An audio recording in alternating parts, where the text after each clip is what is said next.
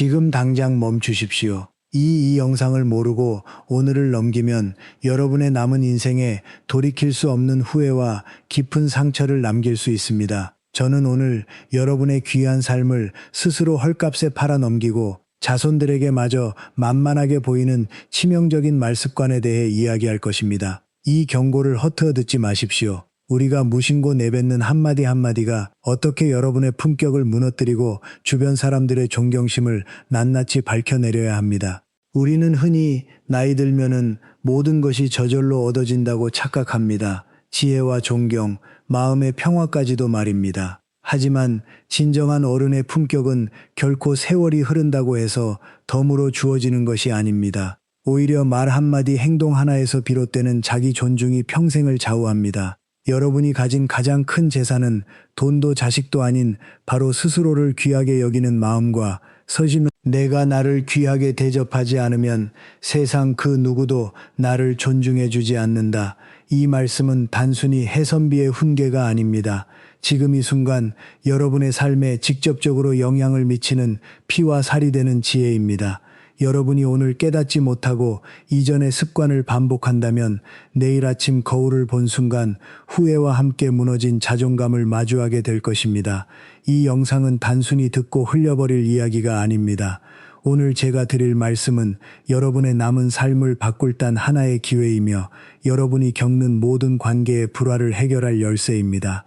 분명 나는 친절했을 뿐인데 상대의 눈빛이 묘하게 나를 아래로 훑는 듯한 그 불쾌한 기분 말입니다. 대체 내가 뭘 잘못했길래 나를 값싼 사람 취급하며 무리하게 구는 걸까? 밤새 이불을 걷어 고민하셨을 겁니다. 그런데 여러분, 진짜 무서운 사실은요. 상대가 나를 만만하게 본 적인 단서가 사실은 내 입술 끝에서 먼저 시작되었다는 점입니다. 내가 내 입으로 나를 마음껏 휘둘러도 좋다고 허락도장을 찍어주고 있었다면 믿으시겠습니까?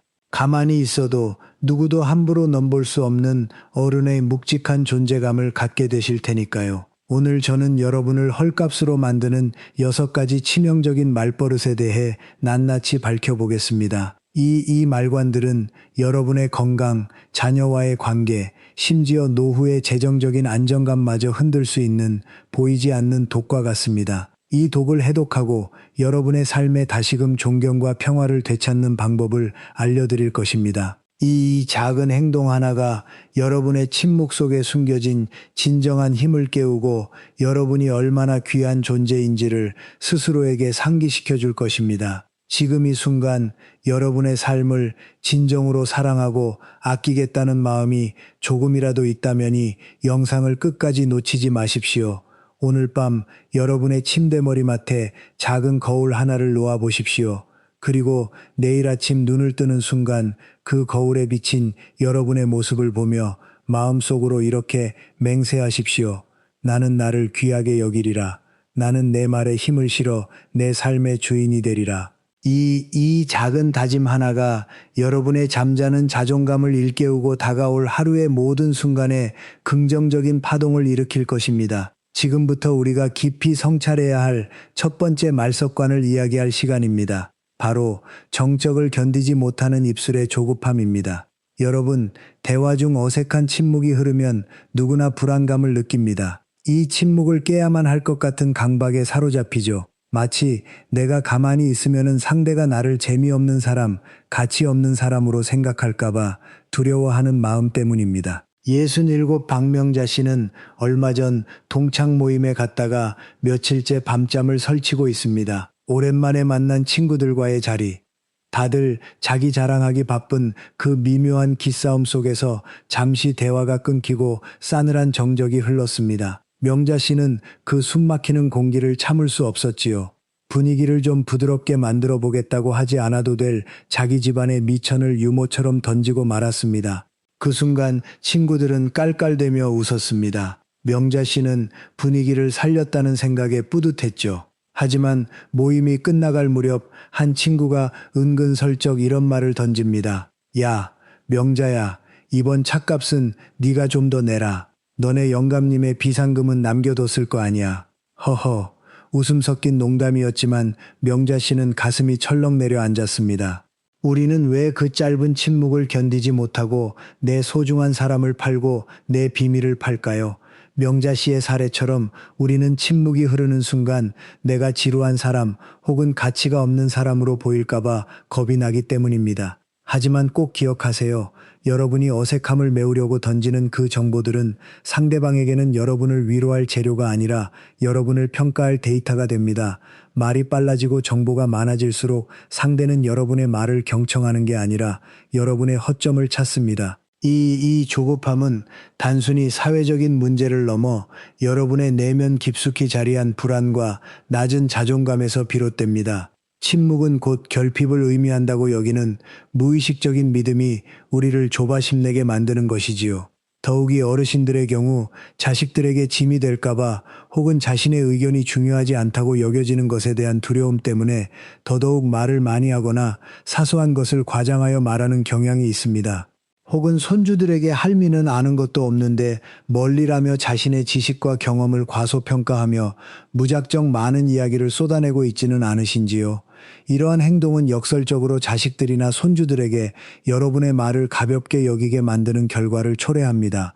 그들은 여러분의 말을 진심으로 듣기보다는 그저 지나가는 소리 정도로 여기게 될 위험이 큽니다.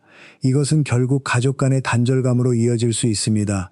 우리는 흔히 삶의 지혜가 말의 홍수 속에 있다고 착각합니다. 말로 표현할 수 없는 진실이 있으며 침묵 속에 더 큰 가르침이 담겨 있다는 뜻이지요. 말이란 본래 우리의 생각과 감정을 담는 그릇이지만 그릇이 너무나 요란하고 가득 차 있다면 정작 안에 담긴 내용물의 가치는 희석되고 맙니다. 여러분이 침묵을 두려워할수록 여러분의 내면은 점점 더 불안해지고 외부의 평가에 휘둘리게 됩니다. 이러한 내면의 불안은 때로는 신체적인 증상으로도 나타날 수 있습니다. 그러니 침묵의 조급함은 단순히 말버릇의 문제가 아니라 여러분의 전반적인 건강과 행복에 직결되는 중요한 문제입니다. 다산 정약용 선생은 유배지에서 수많은 사람이 자신을 조롱하고 비웃을 때도 결코 서둘러 입을 열지 않으셨습니다. 선생은 제자들에게 이렇게 말씀하셨죠. 말을 많이 하는 것은 비천이 없는 장사꾼이나 하는 짓이다. 참된 어른은 침묵으로 자신을 감싸고 오직 꼭 필요한 순간에만 상대를 묵묵히 응시하셨죠. 그러면 신기하게도 무례하게 굴던 사람들이 먼저 당황하며 입을 닫았습니다. 침묵은 나를 방어하는 가장 단단한 성벽이자 상대 가벼움을 드러내는 거울이었던 셈입니다. 이 다산 선생의 지혜는 현대 심리학에서도 전략적 침묵이라는 개념으로 설명됩니다. 침묵은 단순히 말이 없는 상태가 아니라 강력한 메시지를 전달하는 비언어적 수단인 것입니다. 여러분, 이제부터는 침묵을 두려워하지 마세요. 오히려 여러분이 상대를 평가하고 주도권을 잡을 수 있는 기회입니다. 앞으로 대화하다가 갑자기 말이 끊기면은 당황해서 아무 말이나 던지지 마세요. 그 5초, 10초의 정적을 기분 좋게 즐겨보세요. 상대가 무슨 말을 더 하는지 끝까지 기다려주는 여유를 가져보는 겁니다. 누가 무례한 질문을 던졌을 때도 즉시 대답하려 했지 마세요. 그죠? 3초간 가만히 상대를 바라보다가 아, 그렇게 생각하시는군요 하고 짧게 끝내보세요. 그 짧은 침묵이 여러분을 함부로 건드릴 수 없는 묵직한 어른으로 만들어줍니다. 여러분의 가치는 쉼없이 내뱉는 말에 있는 것이 아니라 지혜롭게 아끼는 그 침묵 속에 있음을 잊지 마세요. 이 3초의 침묵은 여러분이 자신의 가치를 스스로 높이는 첫걸음이 될 것입니다. 혹시 명자 씨의 이야기가 내 얘기 같아서 말씀이 조금 뜨끔하셨나요? 하지만 이건 시작에 불과합니다. 이제 침묵을 넘어서 우리가 무심코 저지르는 또 다른 치명적인 말 습관을 들여다볼 차례입니다. 우리는 흔히 상대방을 배려한다고 생각하며 했던 말이 오히려 나를 깎아먹는 독이 되는 경우가 많습니다. 바로 배려로 포장된 습관적 사과와 감사입니다. 이 두 번째 말 습관과는 앞서 다룬 조급한 침묵만큼이나 아니 어쩌면 그보다 더 깊이 여러분의 품격을 훼손할 수 있습니다. 65 김영희 씨는 거절 한번 시원하게 못하고 남의 속만 사살피는 비단결 마음씨로 통했습니다. 65 김영희 씨는 거절 한번 시원하게 못하고 남의 속만 사살피는 비단결 마음씨로 통했습니다. 65 김영희 씨는 거절 한번 시원하게 못하고 남의 속만 사살피는 비단결 마음씨로 통했습니다. 모임에 가서 종후번을 부를 때도 저기요, 죄송한데 이것 좀 치워주실래요? 라고 말하고 길에서 누가 툭 치고 지나가도 본인이 먼저 아이고 죄송합니다 라며 고개를 숙이죠. 영희 씨는 이게 상대를 편하게 해주는 최고의 배려라고 믿었습니다. 하지만 시간이 흐를수록 모임의 공기가 이상해졌습니다. 아니, 평소엔 그렇게 친절하더니 오늘 왜 그래? 영희 씨의 진심 어린 사과가 어느새 상대에게는 이 사람은 막 돼도 되는 사람이라는 오만한 확신을 심어준 것입니다. 여러분, 왜 나의 선의가 무시로 돌아올까요? 심리학에는 사회적 지위의 신호라는 개념이 있습니다. 사과는 내 잘못을 인정하는 행위이기도 하지만 습관적인 사과는 무의식적으로 내가 당신보다 낮은 위치에 있습니다. 라는 신호를 보냅니다. 잘못한 게 없는데도 죄송합니다를 연발하면 상대의 뇌는 본능적으로 이 사람이라는 오만한 확신을 심어준 것입니다. 라는 신호를 보냅니다. 여러분이 건넨 예바른 말들이 사실은 상대방에게 무례질 수 있는 권력을 쥐어준 셈입니다. 이 습관은 여러분의 내면에도 부정적인 영향을 미미칩니다. 스스로를 계속해서 낮추는 말을 반복하다 보면은 무의식적으로 자신이 항상 잘못하고 있다는 패배감에 젖게 됩니다. 이는 자기 효능감을 떨어뜨리고 중요한 결정을 내릴 때 자신감을 잃게 만듭니다. 또한 주변 사람들에게 어려운 일에 부딪혔을 때 기댈 수 없는 사람이라는 말을 습관적으로 할 때가 많습니다.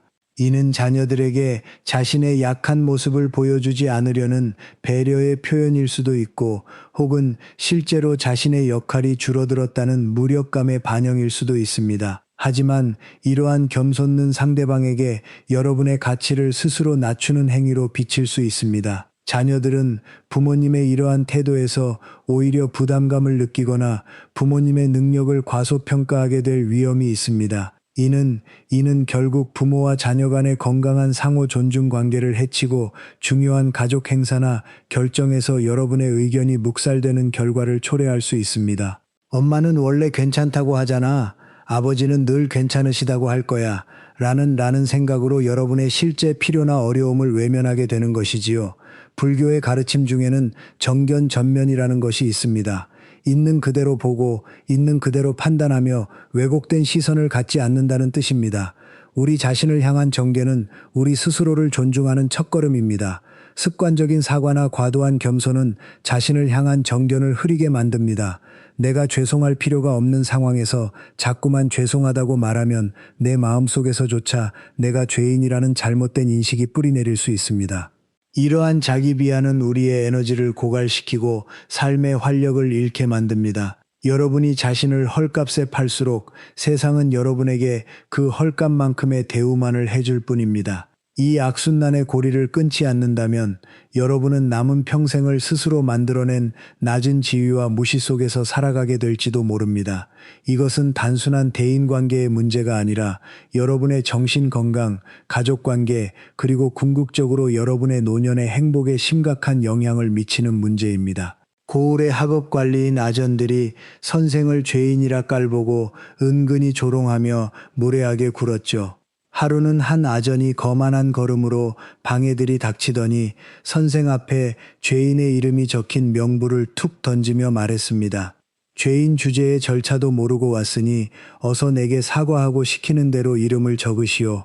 보통 사람이라면은 위세에 눌려 몰랐습니다. 사과란 진정 허물 있는 자가 하는 것이지 직분을 다하는 자가 굽신거리는 수단이 아니오. 그대야말로 예를 잃고 손님을 핍박하니 부끄러운 줄 아시오. 선생의 서슬퍼른 위엄과 정연한 논리에 아전은 마치 벼락이라도 맞은 듯 멍해졌고 결국 고개를 숙이고 물러갔으며 선생은 알고 계셨던 겁니다. 사과할 필요가 없는 자리에서 고개를 숙이는 것은 예의가 아니라 자신을 헐값에 파는 행위라는 것을 선생은 그 척박한 유배지에서도 당당한 기계로 증명해 보이셨습니다. 다산 선생의 일화는 우리에게 매우 중요한 교훈을 줍니다. 진정한 겸손은 자신을 비하하는 것이 아니라 자신의 위치와 역할을 정확히 인지하고 그에 합당한 태도를 취하는 것임을 말입니다. 그 스스로의 가치를 낮추는 것은 타인에게 무례함을 허용하는 초대장이 됩니다. 여러분, 이제부터는 습관적으로 튀어나오는 죄송합니다라는 말을 이틀 뒤로 꾹 눌러보세요. 대신 그 자리에 감사합니다를 넣어보는 겁니다. 이 작은 변화가 여러분의 인생에 얼마나 큰 차이를 가져올지 상상하기 어려울 것입니다. 사과는 나를 죄인으로 만들지만 감사는 상대방을 배려 깊은 사람으로 격상시키면서도 나의 위엄을 지켜줍니다. 이 말 한마디는 여러분의 자존감을 높이는 동시에 상대방에게도 여러분을 존중할 수 있는 기회를 제공합니다. 누가 내 부탁을 들어줬을 때도 귀찮게 해서 죄송해요. 대신 도와주셔서 정말 든든합니다. 라고 당당하게 말해보세요. 여러분이 허리를 곱게 펴고 정중하게 건네는 그 한마디가 상대방에게 이분은 함부로 대할 수 없는 품격 있는 어른이다. 라고 당당하게 말해보세요. 매 순간 자신을 존중하고 상대방을 존중하는 마음으로 말을 선택하는 것은 자신을 알아차리는 정념전의 훈련이 됩니다. 여러분이 자신을 귀하게 여길 때 여러분의 주변에는 긍정적인 에너지가 가득 차게 됩니다. 자녀들은 여러분의 당당함에서 지혜와 강연함을 배우게 될 것이고 친구들은 여러분을 더 깊이 존경하게 될 것입니다. 이것은 돈으로 살 수 없는 귀한 유산이며 여러분의 노년의 삶을 풍요롭게 만드는 근본적인 힘이 됩니다. 이것이 바로 부처님의 영기, 치, 사상, 즉 모든 것이 서로 연결돼 있다는 가르침과 일맥상통합니다. 나의 말 한마디가 나를 만들고 그 만들어진 내가 다시 세상을 변화시키는 것입니다. 오늘 하루 여러분이 할 수 있는 작은 행동 하나를 말씀드리겠습니다. 외출하시기 전에 거울 앞에 서서 자신의 눈을 똑바로 응시하며 이렇게 말해 보십시오. 나는 귀한 존재입니다. 나는 있는 그대로 충분합니다. 그로 돌멩이를 만지며 감사합니다로 바꾸어 말하려는 노력을 해보십시오. 만약 그렇게 하지 못하고 죄송합니다라는 말이 먼저 나왔다면은 돌멩이를 잠시 주머니에서 꺼내 손바닥에 쥐고 그 순간 스스로에게 나는 귀한 존재인데 왜 나를 낮추는 말을 했을까 하고 조용히 되물어 보십시오. 이 작은 알아차림의 수행이 여러분의 말 습관을 바꾸고 여러분의 존재감을 다시 세우는 강력한 씨앗이 될 것입니다. 착한 사람 소리 듣고 싶어서 고개 숙였던 게 오히려 무시로 돌아온다니 참 걸픈 일이죠. 점심 메뉴 정할 때 우리가 매일 하는 그 말입니다.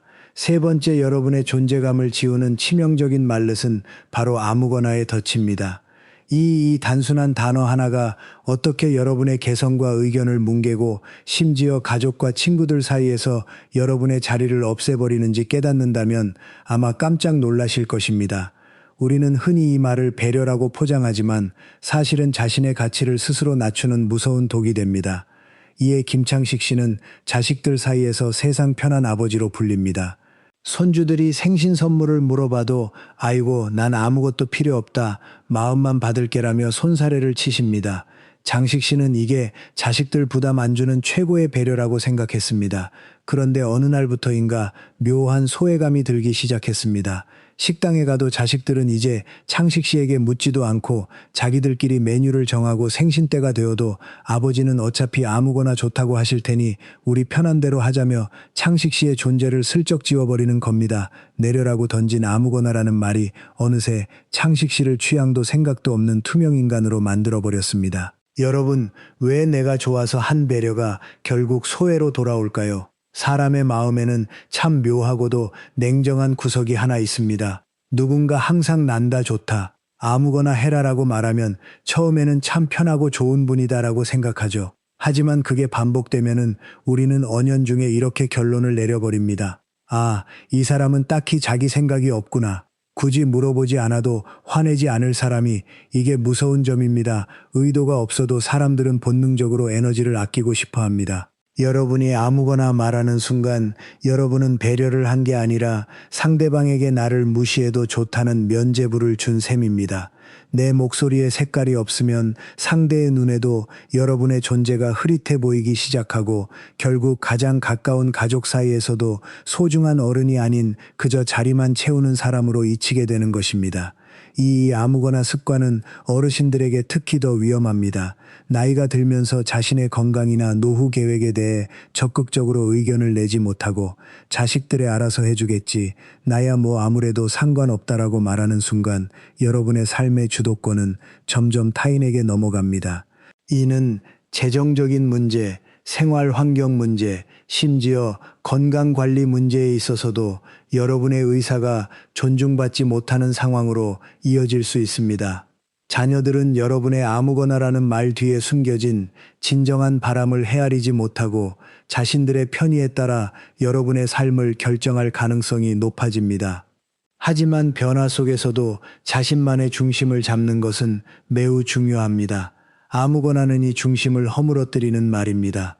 자신의 취향, 선호, 의견을 표현하는 것은 이기적인 행동이 아니라 자신이라는 존재를 세상에 드러내는 건강한 자기 표현입니다. 여러분의 생각과 느낌은 여러분만의 고유한 빛깔이며 그 빛깔을 감추는 것은 스스로의 존재감을 지우는 것과 같습니다. 이 빛깔이 사라질 때 사람들은 여러분의 텅 빈 도화지가 아닙니다. 다산 선생은 강진의 작고 누추한 주막 뒷방에 머물면서도 그곳을 사제스의자이라 이름 붙였습니다. 네 가지를 마땅히 지키는 방이라는 뜻이죠. 선생은 유배객이라는 처량한 신세에 처해 있었지만 결코 아무렇게나 먹고 자며 인생을 포기하겠다고 하지 않으셨습니다. 오히려 그 좁은 방 안에서 스스로 네 가지 엄격한 기준을 세우셨습니다. 생각은 맑게, 외모는 엄숙하게, 말은 적게, 행동은 무겁게 하라. 선생은 제자들에게 늘 강조하셨습니다. 사람이 선생에게 아무거나는 말은 단순히 선택의 귀찮음이 아니라 내 영혼의 꽃비를 남에게 넘겨주는 위험한 신호였습니다. 아무거나 괜찮다며 내 주관을 버리는 순간 내 정신의 울타리는 무너지고 가인이 내 삶을 함부로 침범하게 된다는 것을 선생은 경계하셨던 것입니다. 비록 주막 골방에 있을지언정 내가 무엇을 지향하는지 분명히 밝히는 그 기계가 있었기에 세상은 선생을 죄인이 아닌 스승으로 우러러 볼 수밖에 없었습니다. 선생의 살가르침은 우리에게 자신의 취향과 생각을 표현하는 것이 얼마나 중요한지를 일깨워줍니다. 이는 단순한 개인적인 선호를 넘어 자기 존중과 품격 있는 삶의 초석이 됩니다. 여러분이 자신의 지향을 명확히 할 때 여러분은 스스로의 경계를 설정하고 타인에게 나라는 존재를 명확히 인식시킬 수 있습니다. 이것은 타인에게 여러분을 함부로 대할 수 없다는 메시지를 주는 동시에 여러분의 필요와 욕구를 건강하게 충족시킬 수 있는 길을 열어줍니다. 예를 들어 자녀들에게 아무거나 괜찮다고 말하는 대신 엄마는 요즘 따뜻한 국물이 먹고 싶구나. 처음에는 쑥스럽거나 이기적으로 보일까 걱정될 수도 있습니다. 하지만 이는 진정한 소통의 시작이며 가족들이 여러분의 내면을 이해하고 존중할 수 있는 기회를 제공합니다. 여러분의 목소리에 색깔이 입혀질 때 사람들은 비로소 여러분을 자기 주관이 뚜렷한 어른으로 인식하고 귀를 기울이기 시작합니다. 내 의견을 말하는 건 이기적인 게 아닙니다. 내 자리를 지키고 타인에게 나를 존중할 기회를 주는 가장 품격 있는 태도입니다. 동창회 모임에서 식사 메뉴를 정할 때 아무거나 말하는 대신 나는 매운 걸 잘 못 먹으니 담백한 한정식이 좋을 것 같아라고 솔직하게 표현해 보세요. 분명히 여러분의 의견을 존중하는 분위기가 형성될 것입니다. 이러한 작은 실천들이 쌓여 여러분의 존재감은 더욱 단단해지고 빛을 발할 것입니다. 오늘 하루 여러분이 할 수 있는 작은 행동 하나를 알려드리겠습니다. 그리고 그 말을 내뱉은 후 조용히 자기 마음을 들여다보십시오. 혹시 불안하거나 쑥스러운 마음이 들더라도 그 감정을 있는 그대로 받아들이고 나는 내 의견을 말할 자격이 있다고 스스로에게 확신을 주세요. 침대에 눕기 전에는 하루 동안 여러분이 자신의 취향을 얼마나 표현했는지 되돌아보고 다음 날에는 더 적극적으로 자신의 목소리를 내겠다고 다짐해 보십시오. 이 작은 어견내기의 수행이 여러분의 존재감을 되찾고 여러분의 삶의 활력을 부르는 귀한 씨앗이 될 것입니다. 미움받기 싫어서 습관적으로 고개 끄덕이는 분들은 지금부터 집중해 주세요. 네 번째, 여러분을 만만한 꼭두각시로 만드는 치명적인 말버릇은 바로 남의 시선에 굳건하는 영혼 없는 맞장구입니다. 우리는 흔히 타인과의 관계에서 마찰을 피하고 좋은 사람으로 보이고 싶어서 내 생각과 달라도 무조건 고개를 끄덕일 때가 많습니다. 하지만 이러한 행동은 오히려 여러분의 의견과 존재감을 한없이 가볍게 만들고 결국 아무도 기기리지 않는 허수아비로 전락시킬 수 있습니다. 친구들이 무슨 말을 하든 맞아 내 생각도 그래라며 열렬하게 맞장구를 쳐주었죠. 누군가 며느리 흉이라도 보면은 속으로는 그 정도면은 착한 며느인데 싶으면서도 분위기를 깨기 싫어. 그러게 말이야. 요즘 애들이 참 문제야라며 말을 못합니다. 순자 씨는 이게 원만한 인간관계 비결이라 믿었습니다. 그런데 얼마 전 화장실에 갔다가 우연히 친구들이 하는 이야기를 듣고 가슴이 무너져 내렸습니다. 그냥 백 보고 얘기하는 게 낫지. 순자 씨가 공들여 쌓은 그 수많은 맞장구들이 친구들에게는 배려가 아니라 자기 주관 하나 없는 가벼움으로 들렸던 것입니다. 우리는 왜 내 생각과 달라도 무조건 고개를 끄덕일까요? 미움받을 용기가 없어서 혹은 좋은 게 좋은 거라는 생각에 나를 지워버리는 겁니다. 하지만 사람의 심리라는 게 참 묘합니다. 내 말에 무조건 동의해주는 사람을 처음엔 편하게 느끼지만 시간이 흐를수록 그 사람의 말에는 무게가 없다고 느낍니다. 이런 생각이 드는 순간 여러분의 의견은 시장 바닥의 소음보다 못한 취급을 받게 됩니다. 공감은 마음을 나누는 것이지만 영혼 없는 맞장구는 나를 언제든 휘두을 수 있는 꼭두각시로 만드는 지름길일 뿐입니다. 내가 내 생각을 포기한 대가로 얻은 평화는 사실 나를 무시해도 좋다는 면허증을 상대에게 준 것이나 다름없습니다. 이 습관은 특히 어르신들이 자녀들과의 관계에서 많이 범하는 실수입니다. 자녀들의 의견에 무조건 동의하고 맞짱게 여기게 만들 수 있습니다. 중요한 가족 결정이나 자녀들의 고민 상담에서 여러분의 진정한 조언은 듣지 않고 그저 동의만을 얻으려는 대상으로 전락할 위험이 큽니다. 이는 부모로서의 권위와 존경심을 스스로 깎아내리는 행위이며 장기적으로는 가족 내에서 여러분의 역할과 존재감을 약화시킵니다. 무조건적인 동의는 중도가 아닙니다. 그것은 자신의 의견을 포기하는 극단적인 행동입니다. 진정한 화합과 공감은 서로 다른 생각을 존중하는 데서 오는 것이지 앵무새처럼 똑같은 소리를 내는 데 있지 않습니다. 여러분이 자신의 의견을 침묵하거나 억지로 동의함으로써 얻는 평화는 진정한 평화가 아닙니다. 그것은 내면의 갈등을 억누르는 위장된 평화이며 결국에는 더 큰 불만과 소외감을 초래할 수 있습니다. 자산 선생은 사이즈에서 스스로 다짐한 4가지 원칙 중 원소연사 즉 말을 적게 하되 가벼운 동조를 경계하라고 가르치셨습니다. 선생의 유배지에서 학자들과 토론할 때의 일입니다. 주변 사람들이 대세에 따라 한쪽 의견으로 우르르 몰려가며 선생의 동의를 구할 때 선생은 결코 분위기에 휩쓸려 고개를 끄덕이지 않으셔서 선생은 제자들에게 말씀하셨죠. 남의 비를 맞추기에 내 뱉는 맞다는 말은 내 영혼을 파는 행위와 같다. 선생은 생각이 다를 때는 차라리 묵묵히 침묵을 지키셨고 입을 열 때는 오직 자신의 주관이 담긴 한마디만 던지셨습니다. 그 묵직한 태도 때문에 사람들은 선생의 눈치를 보게 되었고 선생의 고개를 한번 끄덕이는 것만으로도 천금 같은 무게를 느끼게 되었습니다. 선생의 가르침은 우리에게 정직한 침묵의 중요성을 일깨워줍니다. 모든 말에 동의할 필요는 없습니다. 때로는 침묵하는 것이 가장 현명하고 강력한 의사표현이 될 수 있습니다. 여러분이 무조건 끄덕이지 않을 때 사람들은 비로소 여러분을 자기 주관이 있는 어른으로 대접하기 시작할 것입니다. 남의 장단에만 맞추다 보면은 결국 내 영혼만 텅 비게 됩니다. 진정한 존경은 내면에 단단한 중심이 있을 때만 얻어지는 것입니다. 이제부터는 상대 말에 억지로 맞아라고 하지 마세요. 내 생각과 다를 때는 그냥 가만히 듣고만 있어도 충분합니다. 굳이 반대해서 싸울 필요도 없지만 그렇다고 내 마음에도 없는 말을 보태는 것은 말입니다. 그런데 내 입장에서는 조금 다르게 보이기도 해 라고 부드럽게 한 줄만 남겨보세요. 혹은 그냥 그 부분은 내가 좀 더 생각해 봐야겠어 라고 말을 아끼는 것도 좋습니다. 이러한 태도는 여러분의 사려 깊음을 보여주는 동시에 여러분에게 존중받을 만한 깊이가 있음을 나타내며 오늘 하루 여러분이 할 수 있는 작은 행동 하나를 말씀드리겠습니다. 가족이나 친구들과 대화할 때 의견이 나뉘는 상황이 오면 즉시 동의하지 마십시오. 대신 마음속으로 3번 숫자를 세보세요. 1, 2, 셋이 그리고 그 시간 동안 상대의 말을 곱씹어보고 자신의 진정한 생각을 확인하십시오. 만약 상대 의견과 다르다면 굳이 반대 의견을 강하게 주장하기보다는 그럴 수도 있겠네요라고 짧게 응대하거나 살짝 미소만 짓고 침묵을 지켜보십시오. 중요한 것은 그 순간 자신의 감정을 알아차리는 것입니다. 왜 내가 동의한다고 느꼈는지 그 감정의 뿌리를 찾아보는 것이지요. 그리고 잠자리에 들기 전 그날의 대화를 되돌아보며 내가 얼마나 자신의 생각을 지켜냈는지 스스로를 칭찬하고 격려하십시오.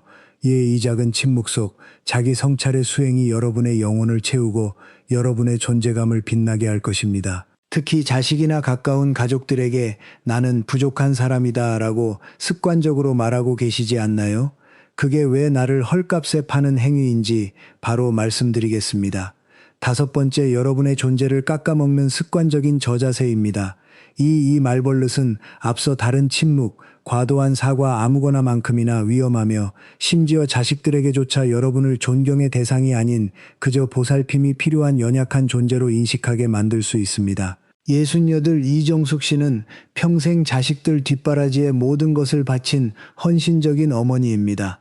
정숙 씨는 늘 자식들 앞에서 나는 못 배워서 아는 게 없다, 이 애미가 부족해서 미안하다라는 말을 입버릇처럼 달고 살았습니다. 자식들이 번듯하게 성공해서 고마움을 전할 때도 아유 내가 한 게 몸이다, 너희가 잘나서 그런 거지, 난 너희 방해는 안 되면 다행이지라며 습관적으로 몸을 낮췄죠. 정숙 씨는 이것이 부모로서의 겸덕이자 자식들을 세워주는 길이라 믿었습니다. 하지만 시간이 흐를수록 자식들의 태도는 묘하게 변했습니다. 하지만 시간이 흐를수록 자식들의 태도는 묘하게 변했습니다. 하지만 시간이 흐를수록 자식들의 태도는 묘하게 변했습니다. 하지만 시간이 흐를수록 자식들의 태도는 묘하게 변했습니다. 하지만 시간이 흐를수록 자식들의 태도는 묘하게 변했습니다. 하지만 시간이 흐를수록 자식들의 태도는 묘하게 변했습니다. 하지만 시간이 흐를수록 자식들의 태도는 묘하게 변했습니다. 하지만 처음엔 아니에요. 엄마 하던 자식들이 이제는 집안의 중요한 결정을 내릴 때 정숙 씨의 의견은 묻지도 않습니다. 엄마는 이런 거 잘 모르시니까 그냥 우리가 알아서 할게요. 가만히 계시는 게 돕는 거예요. 심지어 손주들까지 할머니는 그것도 몰라라며 무시하기 시작합니다. 정숙 씨가 배려라고 내뱉은 그 습관적인 저자세가 어느새 가족들에게는 정숙 씨를 말한 통하고 무능한 노인으로 낙인 찍는 정명서가 되어버린 것입니다. 누군가 스스로를 부족하다고 낮추면 처음에는 참 인품이 좋다고 느끼지만 이게 반복되면 뇌는 그걸 사실로 받아들입니다. 아이 사람은 진짜로 판단력이 없구나, 시키는 대로만 하면 되는 사람이네, 이런 생각이 드는 순간 여러분을 향한 존경심은 순식간에 사라집니다. 여러분이 자식 사랑이라 착각하며 던진 그 저자세의 말들은 상대에게는 나를 무시해도 좋다는 면죄부를 준 것이나 다름없습니다. 이러한 어습관적인 저자세는 어르신들의 재정적 안정성에도 영향을 미칠 수 있습니다. 나는 돈에 대해 잘 모르니 자식들이 알아서 해주겠지라고 말하는 순간 자녀들은 부모님의 재산 관리에 대한 의견을 구하지 않고 자신들의 방식으로 처리할 수 있습니다. 이는 여러분의 노후 자금이 불필요하게 사용되거나 여러분의 의사와 다른 방식으로 투자될 위험을 높입니다. 또한 건강 문제에 있어서도 나는 이제 늙어서 다 아프다, 몸이 약해서 어쩔 수 없다는 식의 맞을 수 있습니다. 이는 결국 적절한 치료 시기를 놓치거나 필요한 돌봄을 받지 못하는 결과로 이어질 수 있습니다. 불교의 제법무와 주파무어는 모든 존재가 고정된 실체가 없다는 가르침입니다. 하지만 이 가르침은 자신을 무시하거나 비하라는 뜻이 아닙니다. 오히려 우리 각자가 끊임없이 변화하며 성장하는 존재임을 인정하고 그 변화 속에서 스스로의 가치를 찾아야 한다는 의미입니다. 자신을 끊임없이 낮추는 행위는 스스로를 고통의 굴레에 가두는 것과 같습니다. 여러분은 수많은 역경과 고난을 이겨내고 지금 이 자리에 계십니다. 그 자체로 존경받아 마땅한 귀한 존재입니다. 스스로를 비하하는 것은 그 모든 노력과 시간을 부정하는 행위입니다. 다산 선생은 사제의 원칙 중 모공모공, 즉 외모와 태도를 음숙하고 단정하게 하라고 가르치셨습니다. 선생은 유배지에서 누더기를 걸치고 끼니를 거르는 처참한 상황에서도 결코 사람들 앞에서 나는 죄인이라 비하다거나 나는 아무것도 모른다며 자신을 비하지 않으셨습니다. 내 가치는 내 입술에서 시작되니 비록 흙바닥에 앉아있을지언정 내 정신만큼은 구름 위에 두어야 한다. 선생은 자신의 처지를 비관하거나 스스로를 깎아내리는 말을 일절 입에 담지 않으셨습니다. 오히려 당당한 기색으로 학문을 논하셨지요. 그 서슬퍼른 자존감이 있었기에 사람들은 선생의 남루한 옷차림 넘어 있는 그대한 거인의 존재감을 느끼고 절로 고개를 숙였던 것입니다. 우리는 자신의 외적인 조건이나 처한 상황 때문에 스스로를 낮추어서 안 됩니다. 진정한 품격과 존경은 내면의 단단한 자존감에서 비롯됩니다. 여러분이 스스로를 귀하게 대접할 때 주변 사람들도 여러분을 귀하게 여기게 됩니다. 이는 뿌리 문자, 뿌리 원즈, 즉 말이나 글에 의존하지 않고 마음에서 마음으로 전해지는 깨달음과도 같습니다. 여러분의 당당한 태도와 자신감 있는 말 한마디는 그 어떤 화려한 수사보다 강력한 메시지를 전달할 것입니다. 이제부터는 자녀나 주변 사람들 앞에서 함부로 나는 모른다, 나는 부족하다는 말을 무기처럼 쓰지 마세요. 누군가 어머니 대단하세요라고 하면 아니다, 내가 뭘 했니라고 하지 마시고 그냥 고맙다, 나도 내 삶이 참 보람차고 자랑스럽구나라고 당당하게 대답해 보세. 내가 내 노력을 인정해줘야 남들도 나를 귀하게 여깁니다. 습관적인 저 자세로 자신을 헐값에 팔지 마세요. 여러분은 그 힘든 세월을 견뎌온 것만으로도 충분히 존경받을 자격이 있는 분들입니다. 스스로를 귀하게 대접하는 그 당당함이 여러분을 누구도 넘볼 수 없는 진정한 어른으로 만들어줄 것입니다. 아침에 눈을 떠 거울을 보며 자신의 눈을 지그시 바라보고 나는 이 세상에 꼭 필요한 귀한 존재다, 나는 자랑스럽다 라고 마음속으로 10번 반복하십시오. 그리고 외출하기 전에 가장 아끼는 옷 중에 하나를 꺼내 입으십시오. 비록 집안에서 잠시 머무는 날이라 할지라도 자신을 위해 가장 좋고 편안한 옷을 선택하여 입고 스스로에게 나는 이 옷을 입을 가치가 있는 사람이다 라고 속삭해 주세요. 이 작은 가족에게조차 무시당하는 이유가 내 입술 끝에 있었다는 사실이 참 아프게 다가옵니다. 이제 마지막입니다. 나를 신뢰할 수 없는 사람으로 낙인 찍고 내 권위를 통째로 갉아먹는 아주 사소하지만 치명적인 말씀 하나를 더 짚어보겠습니다. 6번째이자 마지막으로 여러분을 신뢰할 수 없는 사람으로 낙인 여러분의 권위를 통째로 갉아먹는 치명적인 말습관은 바로 도망갈 구멍을 만드는 불확실한 말끝입니다. 하지만 이러한 불확실한 언어 습관은 상대방에게 여러분의 의지가 약하고 책임감이 부족하며 결국은 믿을 수 없는 사람이라는 인상을 심어주게 됩니다. 69 최영수 씨는 젊은 시절부터 꼼꼼하기로 소문난 분이었습니다. 근데 요즘들은 모임에서 의견을 낼 때 되면은 습관적으로 말것을 흐리는 버릇이 생겼습니다. 이번 야유회는 장소가 좀 먼 것 같아요. 음식간이 좀 센 것 같기도 하네요. 그래서 멀다는 거예요. 괜찮다는 거예요. 확실히 말씀을 안 하시니 제가 일을 못 하겠잖아요. 결국 영수 씨는 중요한 논의에서 제대기 시작했습니다. 영수 형님은 어차피 이래도 저래도인 것 같다고만 하시니까 그냥 우리끼리 정해서 통보해드려. 영수 씨가 배려라고 남겨둔 그 도망갈 구멍이 오히려 영수 씨를 책임감 없고 주대없는 사람으로 전락시킨 것입니다. 우리는 왜인 것 같아요 라는 말을 입에 달고 살까요? 본능적으로 비난받기 싫어서 즉 책임피 때문에 화언을 했다가 혹시라도 틀리면은 창피당할까봐 슬쩍 발을 뺄 여지를 남겨두는 것이죠. 하지만 상대방의 뇌는 이 신호를 아주 예민하게 포착합니다. 말끝을 흐리는 순간 여러분의 말은 정보가 아니라 추측이 됩니다. 배가 고파요와 배가 고픈 것 같아요는 천지차이미 후자를 듣는 사람은 무의식적으로 이 사람은 자기 상태조차 제대로 모르는 확신 없는 사람이구나 라고 느끼게 되죠. 여러분이 도망갈 구멍을 파놓을수록 사람들은 여러분의 말을 믿지 않게 되고 결국 여러분을 결정권이 없는 뒷방 늙은이 취급하게 됩니다. 예를 들어 건강 상태를 물었을 때 괜찮은 것 같기도 하고 좀 안 좋은 것 같기도 하고라고 애매하게 대답하면 자녀들은 여러분의 상태를 정확히 파악하기 어렵고 적절한 도움을 제공하기 힘들어집니다. 이는 결국 자녀들이 여러분의 건강 문제를 소홀히 다루거나 여러분의 말을 신뢰하지 않게 만들 수 있습니다. 또한 노후 자금이나 중요한 재산 문제에 대해 이야기할 때 이건 이렇게 하는 게 좋을 것 같아요 라고 말끝을 흐리면 자녀들은 부모님의 의견을 단순히 하나의 제안으로 결국 여러분은 자신의 재산이나 생활에 대한 중요한 결정에서 소외될 수 있으며 이는 깊은 좌절감과 후회로 이어집니다. 불교의 정오 정우는 올바른 말을 하라는 가르침입니다.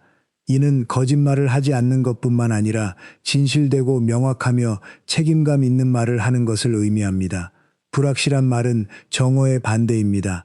자신의 말을 책임지지 않고 회피하려는 태도는 자기 자신에 대한 믿음을 약화시키고 타인으로부터의 신뢰를 잃게 만듭니다.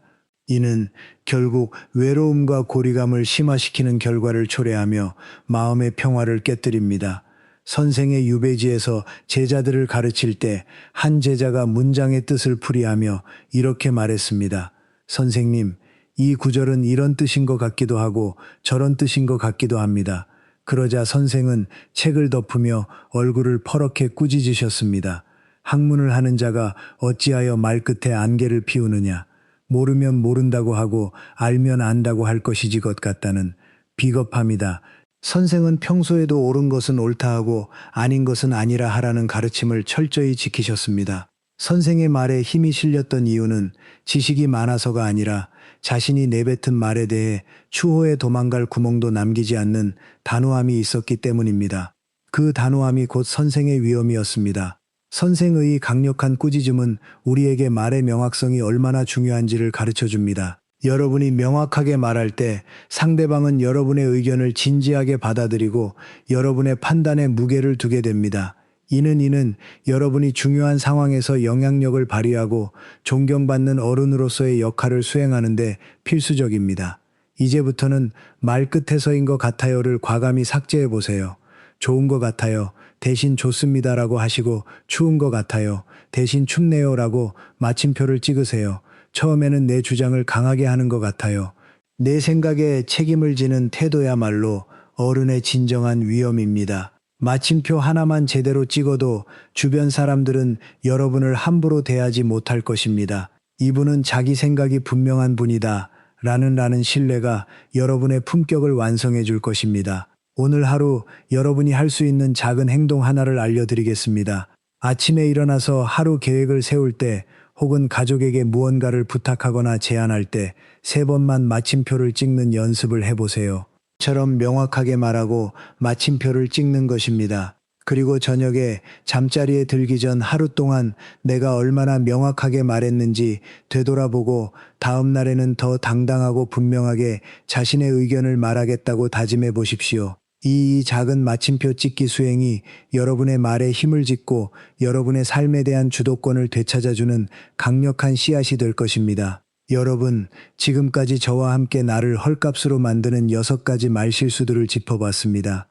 말을 잘하려고 애쓰는 대신 말과 말 사이의 정적을 내 편으로 만드는 법을 배우는 것입니다. 진정한 고수는 화려한 말솜씨로 상대를 압도하지 않습니다. 오히려 깊은 산속의 고요한 호수처럼 그 속을 알 수 없는 묵직한 침묵으로 자신의 존재감을 드러내죠. 내가 말을 못하지 않아도 상대가 나를 존중하게 만드는 법, 그것이 바로 우리가 갖춰야 할 어른의 위엄입니다. 우리는 왜 침묵을 두려워했을까요? 내가 입을 닫고 가만히 상대를 응시하면 상대는 무의식적으로 초조하며 더 많은 말을 쏟아내게 됩니다. 그러다 보면은 상대는 자신의 미천을 드러내게 돼요. 여러분은 가만히 앉아 상대를 파악하는 위치에 서게 되죠. 침묵은 단순히 말을 안 하는 게 아니라 나는 너의 말에 이일비하지 않는다는 강력한 심리적 방음막을 치는 행위입니다. 여러분이 침묵할 때 비로소 상대는 여러분을 함부로 넘볼 수 없는 거대한 산처럼 느끼기 시작합니다.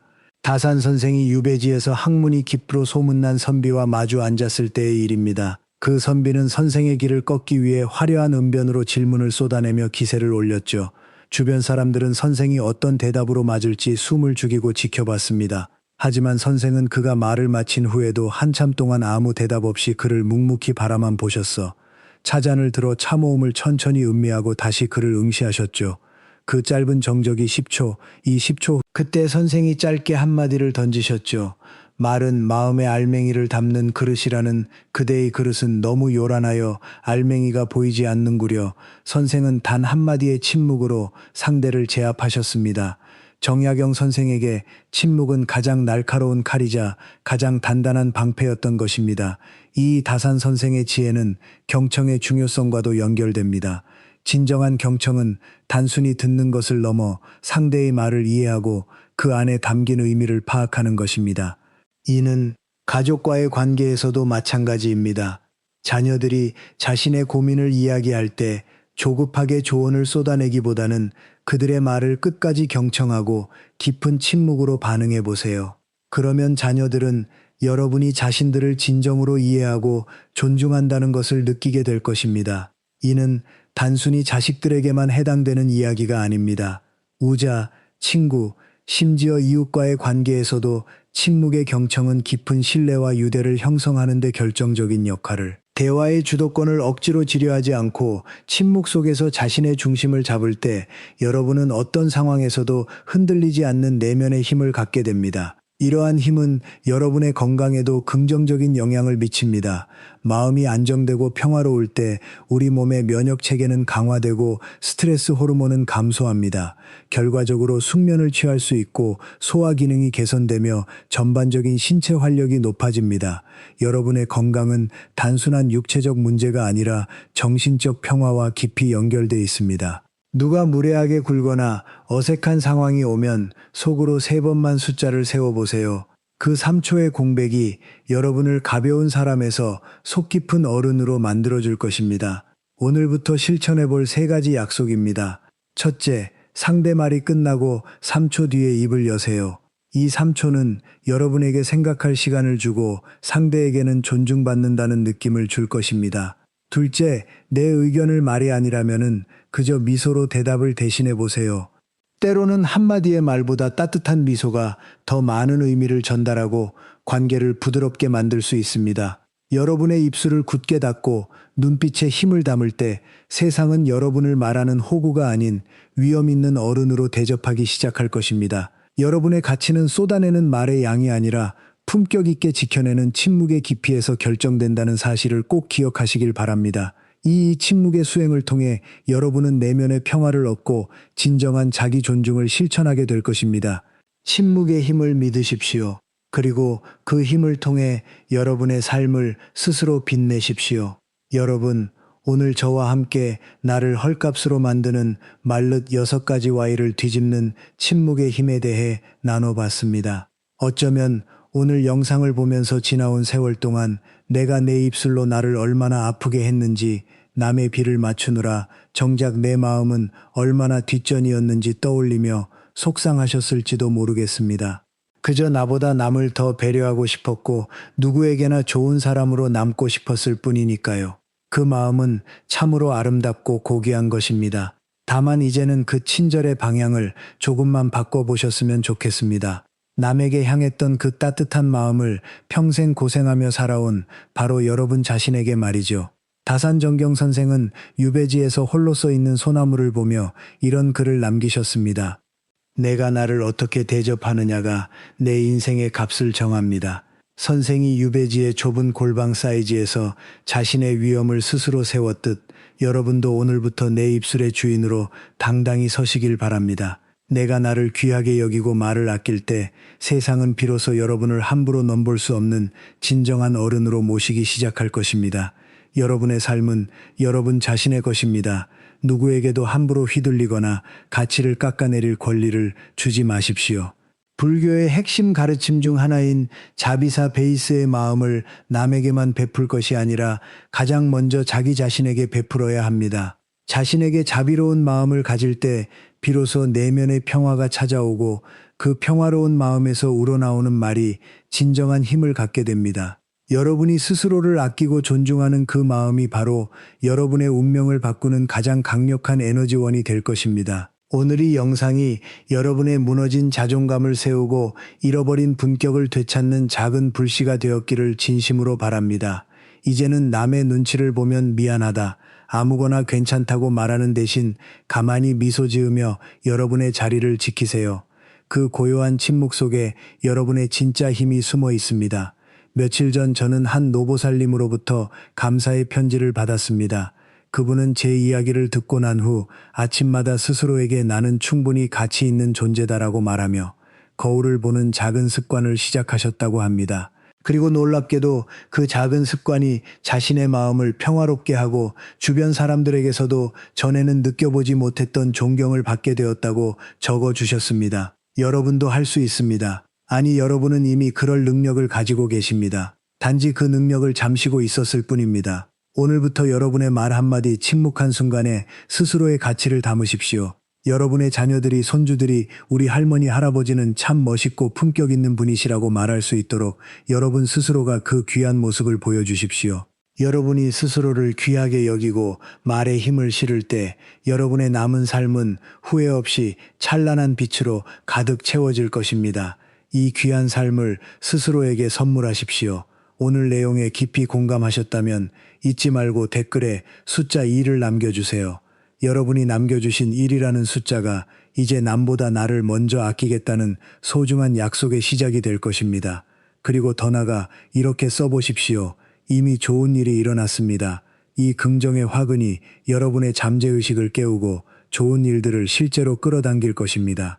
앞으로도 관계에서는 여러분이 나를 지키면서 품격 있는 여정에 함께하고 싶으시다면 구독과 좋아요로 이 소중한 인연을 이어가 주세요. 긴 시간 함께 주셔서 진심으로 감사합니다. 여러분의 품격 있는 인생을 제가 늘 응원하겠습니다. 지금까지 관계의 선이었습니다. 여러분, 마지막으로 아주 중요한 이야기를 한 가지 더 전해드리고 싶습니다. 우리가 말습관을 바꾸는 것은 단순히 타인의 시선이나 사회적 지위를 얻기 위함이 아닙니다. 부교에서는 이체유신조, 이체외신자, 즉 모든 것은 마음먹기에 달려있다는 가르침을 줍니다. 여러분의 말은 바로 그 마음의 표현이며 여러분의 말을 바꾸는 것은 곧 여러분의 마음을 바꾸는 것입니다. 우리는 나이가 들면서 겪는 여러 어려움 앞에서 때로는 무력감에 빠지곤 합니다. 경제적인 불안감, 자녀들의 무관심, 건강 악화에 대한 두려움, 그리고 때로는 가족 간의 냉랭한 관계 속에서 깊은 외로움을 느낍니다. 여러분의 말을 어떻게 사용하느냐에 따라 이 모든 어려움에 대처하는 자세가 달라지고 심지어는 그 어려움 자체가 해결될 수도 있습니다. 예를 들어 재정적인 어려움에 대해 나는 돈 문제인 끈병이야 라고 말하는 대신 지금은 어렵지만 지혜롭게 헤쳐나갈 방법을 찾을 거야 라고 명확하고 긍정적으로 말해보세요. 이 작은 변화가 여러분의 마음가짐을 바꾸고 실제로 문제 해결을 위한 행동을 이끌어낼 것입니다. 여러분의 품격 있는 태도가 자녀들에게 깊은 인상을 주고 오히려 그들이 여러분에게 다가오게 만들 수 있습니다. 건강 문제에 대해서도 나는 이제 다 늙어서 끝났으라고 절망적으로 말하기보다 오늘 하루 감사하며 내 몸을 돌볼 거야 라고 희망을 담아 말해보세요. 이러한 자기 긍정의 말이 여러분의 치유력을 높이고 삶의 활력을 되찾는 데 큰 도움이 될 것입니다. 우리의 몸은 우리의 말을 듣고 반응합니다. 긍정적인 말은 바로 알아차림 마인스입니다. 매 순간 내가 어떤 말을 하고 있는지, 내 말의 끝이 불확실하진 않은지, 스스로를 낮추고 있지는 않은지, 영혼 없는 맞장구를 치고 있지는 않은지, 조급하게 침묵을 깨려 하고 있지는 않은지를 알아차리는 것입니다. 이 알아차림이 곧 수행이며 이 수행이 여러분의 삶을 변화시키는 첫걸음입니다. 마치 작은 씨앗이 거대한 나무가 되듯이 여러분의 작은 말습관의 변화가 결국 여러분의 삶 전체를 변화시키는 거대한 힘이 될 것입니다. 이 인연이 여러분의 남은 삶에 빛과 지혜를 더하는 계기가 되기를 간절히 바랍니다. 여러분은 충분히 사랑받고 존경받을 자격이 있는 귀한 존재입니다. 그 사실을 잊지 마십시오. 오늘 밤 잠자리 들기 전에 여러분의 침대 머리맡에 작은 거울을 다시 한번 꺼내두세요. 그리고 내일 아침 눈을 뜨는 순간 그 거울에 비친 여러분의 모습을 보며 세상 그 어떤 것보다 귀한 보물을 바라보듯이 따뜻한 미소를 지어주십시오. 그 미소 하나가 여러분의 하루를 그리고 여러분의 남은 인생을 밝혀줄 가장 강력한 등대가 될 것입니다.